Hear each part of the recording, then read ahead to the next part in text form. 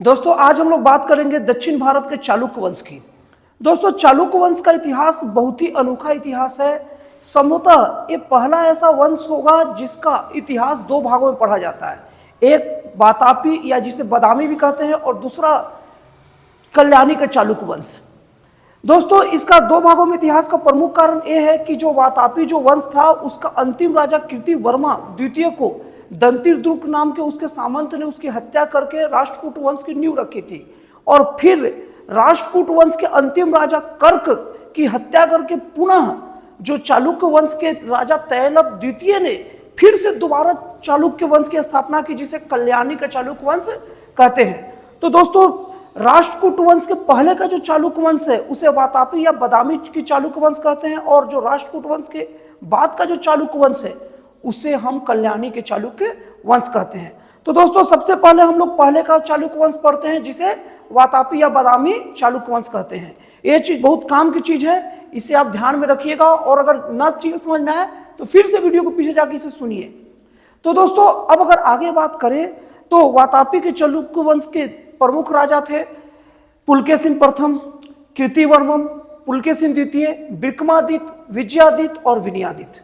दोस्तों कभी भी किसी भी इतिहास का राजवंश के बारे में समझना है या इतिहास को अच्छे से समझना है तो सबसे पहले आप राजवंश का नाम याद कर लीजिए और राजवंश के कितने प्रमुख राजा थे उन्हें याद कर लीजिए। तो अभी थोड़ा देर पहले मैंने राजाओं के नाम गिनाया, इसे आप ध्यान में रख लीजिए, आपका इतिहास आपकी उंगलियों पर नाचेगा। दोस्तों वैसे तो वातापी के चालुक्य वंश की स्थापना जय सिंह के द्वारा ही कर दी गई थी, लेकिन इसके प्रमुख राजा पुलकेशिन प्रथम ने इसे सामंतों से मुक्त कराया और पहाड़ों पर दुर्ग का निर्माण कराकर अश्वमेध यज्ञ कराकर अपनी स्वतंत्रता की घोषणा की।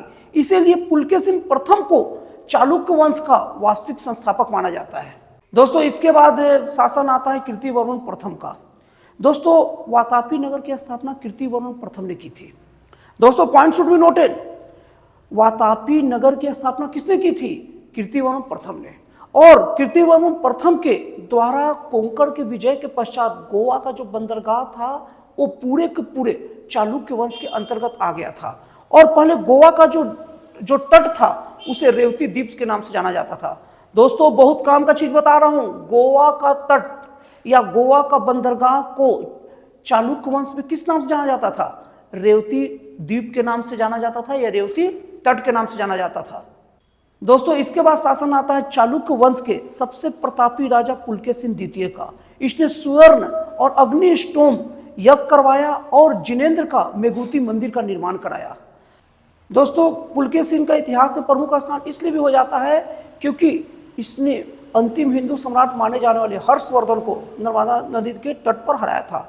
दोस्तों पॉइंट बहुत काम की चीज नोट करके रखिए कि दक्षिण भारत का ऐसा कौन सा राजा है जिसने उत्तर भारत के इतने बड़े सम्राट को हरा दिया था, वो है पुलकेशिन द्वितीय। और दोस्तों इसके बाद पुलकेशिन द्वितीय ईरान के शाह खुसरो द्वितीय के दरबार में अपने प्रतिनिधि को भेजा था और संभवतः शाह खुसरो ने भी अपने प्रतिनिधि को पुलकेशिन द्वितीय के दरबार में भेजा था। दोस्तों चीन का महाज्ञानी, चीनी ज्ञानियों का राजकुमार कहे जाने वाला ह्वेनसांग पुलकेशिन द्वितीय के दरबार में आया था। दोस्तों ये बात तो सब जानते हैं कि हर्षवर्धन के दरबार में कौन आया था, लेकिन दक्षिण भारत का ऐसे राजा पुलकेशिन द्वितीय हुआ, दूसरी बार हुआ जिसके दरबार में ह्वेनसांग आया था। और इसके बाद दोस्तों पल्लव वंशीय शासक नरसिंहवर्मन प्रथम से युद्ध के दौरान पुलकेशिन द्वितीय की मृत्यु हो जाती है और उसमें वो वीर गति को प्राप्त हो जाते हैं।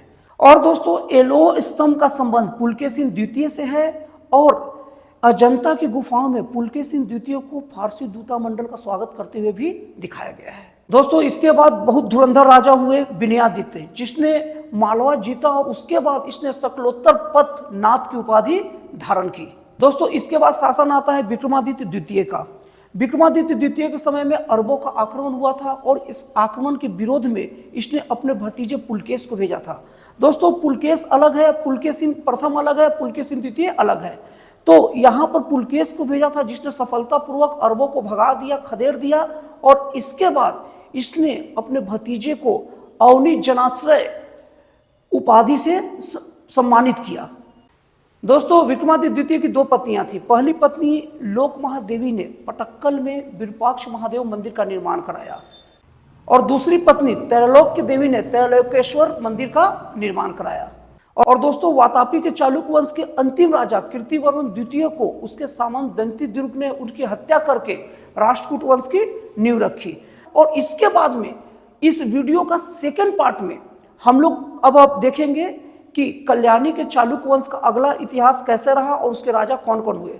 तो दोस्तों ये जो वीडियो था वो चालुक्य वंश है, वातापी या बादामी का चालुक्य वंश का वीडियो पार्ट 1 यहीं तक रहता है। और अगले वीडियो में हम लोग देखेंगे चालुक्य वंश कल्याणी का, जो तैलप द्वितीय के द्वारा शुरू किया गया था। तो दोस्तों अभी के लिए इतना ही, बाकी अगले वीडियो मिलते हैं। तो दोस्तों फिर मिलते हैं अगले वीडियो में एक नए, एक जन कल्याणकारी और एक राष्ट्रवाद से प्रेरित नए विचारों के साथ।